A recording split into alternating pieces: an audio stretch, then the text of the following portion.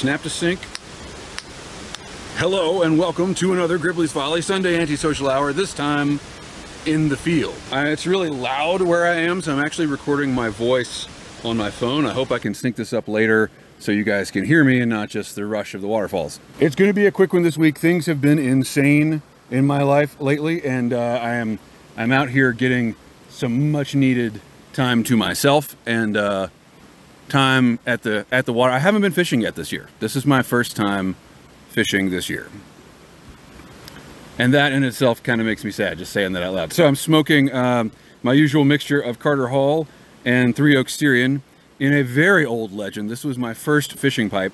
I have had this pipe since 2016. Maybe I'll put some detail shots in the video here. 8-year-old Legend, dropped in the river so just countless times. Anyway, it's difficult to smoke and hold the phone and tamp my pipe. This is kind of a juggling act here. I'm gonna get straight to your questions. Al Molitar asked Gribbs. This is a good one. This is cutting right to the heart there. Oh, sorry, I'm gonna keep using the microphone. Al Molitar asked Gribbs, what do you have against boomers anyway?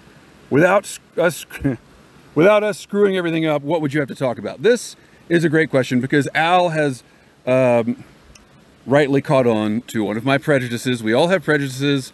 Some of us have acceptable prejudices in our society. Some of us do not.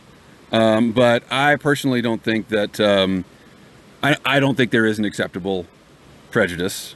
However, of course, I know that I'm not above having them. So how did I develop my prejudice against baby boomers?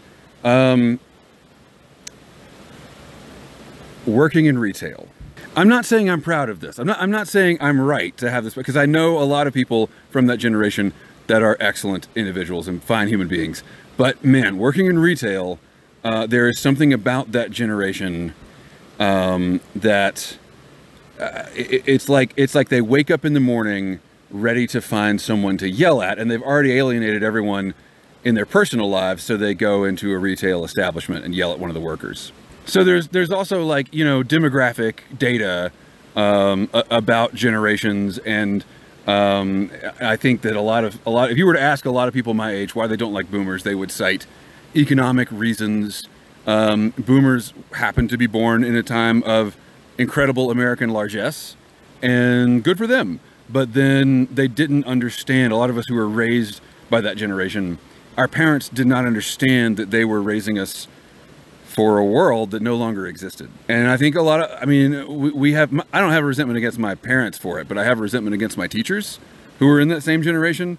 They prepared us wrong, like as a joke. And then I think, of course, in the last 8 years, there's the political demographic there as well, that, you know, this is the generation that most wholeheartedly supports the direction our country has been going. And that's a tough thing to reconcile with my stated goals of loving everybody, because God tells me I have to. But yeah, I don't know if any of that other stuff would have found the fertile ground that it did in my prejudices if I had not spent so long working in retail. And I was working in a music store, right? And so the boomer generation, they feel like they invented rock and roll. And so there was a lot of ego involved. I was a prime target for a lot of old dudes' ego. John Galdieri asked Gribbs, other than Kate Middleton, is there anyone else you would wish cancer on? I know that John is joking here because of my video about Kate Middleton and the whole AI thing. But this question made me think about this, because I have experienced cancer. I have not had cancer, but I have experienced cancer firsthand and what it does to your loved ones, and multiple times actually. And when I was in high school, speaking of my boomer teachers, when I was in high school, you know, you had to take those like health and wellness classes that were really just like really basic life coaching for the people that didn't have good parents. Anyway, one of my PE teachers was teaching this class, and looking back on it, the dude was clearly a raging alcoholic, and then he was the guy like telling us not to drink. It was that guy. But you know, he said something interesting. He said, someone in class said, oh, I hate, I don't even remember what they said. I hate something. I hate Britney Spears or something like that, whatever was happening in the 90s. And he stopped and he said, you know, don't use that word so lightly. Hate is a really, really strong word that is overused in our society. And I find that today, when I have to communicate that I really hate something, I use a different word because hate is kind of dumbed down. But it struck me then, that was the only useful thing I got from that class, which puts it in like, you know, the top 10 useful things I got from high school.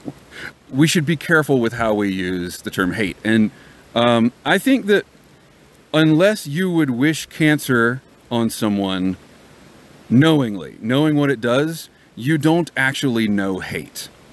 To wish cancer on someone is to truly experience hate. And I'm glad to say, I've never felt that way about anyone. Double checking. Yeah, anyone. Is that a roundabout way? I don't know what I'm trying to say with that. It's a roundabout way of saying something. There are extremes of human emotion and extremes of human experience that match up together, at least in my head.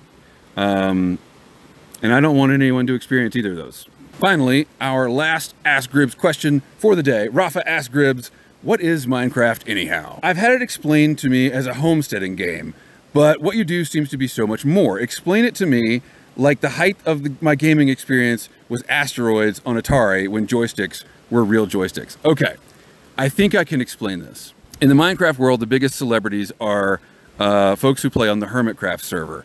And they call themselves hermits, and two of them have a podcast. It's called the Imp and Skiz podcast. And they talk about this quite a lot. So I'll quote from them a little bit. My gaming experience started in the 80s when I was just a wee child with the NES. And so I played Mario Brothers and Duck Hunt and Bad Dudes, if you remember that. All these games were sort of ported from arcade experiences. So when video games became a thing, most people didn't have the technological infrastructure in their homes to run video games. I don't know about most people. I don't know if it was an end user thing, but manufacturers could not make video games to go into people's homes. So they made giant boxes, put them in arcades, and people would go to places to play the arcades. And so the idea was you want to take their money, right? So you make the games really addictive and really hard and very simple. They were very linear games. Mario Brothers is a platformer. You just jump from place to place and you land on monsters' heads. And it is literally linear. You are going down a line to proceed through the game, and it's super hard.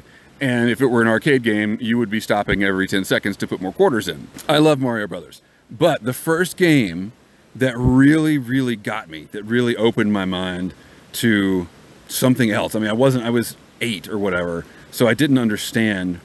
No, I was like 6. I didn't understand what a medium was, an artistic medium. I had read books. And the first game that seemed like a book to me, that opened my imagination up as much as a good book did, was The Legend of Zelda. And I want to talk about this elsewhere. I actually have thought about doing on the Gribbs Grinds channel, doing a deep dive into the way I experienced that game. But it was incredible. It was an open world. You could go anywhere you wanted. It wasn't just going in a straight line. I mean, in the first Mario Brothers, you couldn't even reverse in the line. It wasn't even one dimension. It was like half a dimension. In The Legend of Zelda, you can go anywhere you want. You can go anywhere you want, and there's a whole world to explore, and it's this mystical kingdom. And for my young brain, it was unbelievable. As I grew up, I got into other games. Played the progressive Zeldas, but then I got into things like Doom and Quake, first-person shooters, sort of on the cusp of adulthood, and I kind of left all that behind. And then I grew out of it. I didn't want to play video games anymore. I wanted to do other things, even though I had some great times doing it and playing with my friends. And then in 2013, for Valentine's Day, my wife bought me Minecraft. I was working a really stressful job at the time, and I needed something. I needed a hobby. I needed something for fun. And she bought me Minecraft, and it was immediate. I knew that this was the game that I wanted to play for the rest of my life. Most people think Minecraft is a kid's game, and they are wrong. Most people think that it's cartoonish and silly. I mean, it is cartoonish, and it is silly, and it's absurd, and it's amazing. The thing about Minecraft is, number one, I can't talk and smoke and gesture.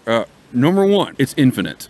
It is practically infinite. There are limits, but if you were to, I think that if you were, if you were to try to walk to the edge of Minecraft, you can't do it in a human lifetime. So it's infinite. You can go anywhere, and there is no limit to what you can do. The other thing is, other than the very, very bottom of the world, the bedrock of the world, you can manipulate every single thing you can see. There is nothing in the game that is a static texture that you cannot change. The big thing about The Legend of Zelda was any of the bushes that you saw, you could burn and find something underneath them. Any of the rocks you saw, you could bomb and find a secret passage. But it wasn't all the rocks, it wasn't all the bushes, it was just certain ones, and you had to find them to proceed in the game. But in Minecraft, you can dig up any patch of dirt. You can break any block of stone. It freaked me out in the beginning. It was really kind of weird because it's the first game that it's like you're really playing in a simulated world with no boundaries. It's kind of spooky. But then the other aspect, of course, is that because you can break apart anything you want and change it, you can build anything you want. So if you watch the Imp and Skiz podcast, what they say over and over again is Minecraft is a game, but it's also a blank canvas for whatever you want to create. If you want to create a horror movie in Minecraft, you can do that. If you want to create a hockey game, you can do that. If you want to build a computer in Minecraft, people have done that. The other thing is that it speaks to a certain part of my brain, rooted in childhood, that is likes the security of order, that might be a little bit paranoid. I always play Minecraft on hard mode because I like being paranoid. I like having to build defenses. I like having to watch my back. It allows my brain to sort of safely work through paranoia. It's paranoia, but it's also predictable. There are things that you can plan for and defend against. When I put a block in a certain place and come back the next day, no one has moved it. So this is a stark contrast to my normal life, which is that I live in a tiny house with two other people, one of whom is 9. And he moves everything, and he makes a big mess every day, and there's never any order. Minecraft is always orderly. And unlike my real life, where danger can come, I mean, look at the world we live in. Like, the unknown is the scariest part, right? Well, in Minecraft, there is unknown, but it's very well contained unknown. And there are things you can do, not fully, but there are efforts that you can take to protect yourself from the unknown. Whereas in real life, like, I can protect myself from diseases or burglars or natural disasters, but like, how about, I don't know, nuclear war stemming from the Israel-Iran crisis? Can't do anything about that. So for me personally, it allows a part of my brain to work out its drama in a safe and well-contained way. I mean, the biggest detriment to me playing Minecraft is that I spend a little too much time doing it. But yeah, if you like Minecraft, go over to the Gribs Grinds channel. I'm going to link it below. I've got some really good content up there, y'all. I'm not trying to really do anything with it, but I have a lot of fun creating it. And on that note, I'm going to go ahead and sign off. Thanks for watching. Keep the ends out for the ties that bind. But I'm going to leave you with this excerpt from the latest hardcore series that is a flashback to the last series I made. So in this excerpt, I've just come back from the Nether from the first time, and I'm really super scared because in a hardcore world, if you die, the world is deleted. You lose your world. And so I'm talking to the audience about that, and then I flash back to how dangerous the Nether was in the previous series, and that's what I'm expecting to see coming up. So as you can see, it's kind of like a blank canvas. You can do anything you want with it. You can tell any story you want. So that's it. Thanks for watching. I'm going fishing. Enjoy this Minecraft snippet. Okay, all right. I've had a minute to calm down, and I don't know if you all watched Gribcore. I don't know if you remember. Here's a little flashback from what happened when we went to the Nether in the last series. Oh, that's really bad. That's not good at all. We're in some real trouble here. That's good lord. That's so many gas. No. No. Holy shit. No. No. No. No. No. Oh, this is bad. Run! No! Dig! Stop burning! Stop burning! Just run! No, we're toast. Where's my stuff? Where's the hoglins? Found the hoglins! There they are! We're on fire! There's the grave! I see it! Get the grave!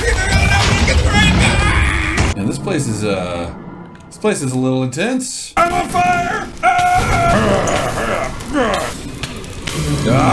What happened here? Oh my god! That's the great thing. Yep. Oh no! That's the worst possible thing that could happen! Oh my god! So yeah, my heart is pounding with the fury of a pounding, terrified heart. I'm bad with analogies. Oh, yep, I was right. Come here, buddy. Come on, number 2. All right. It's okay, I'm not gonna eat you.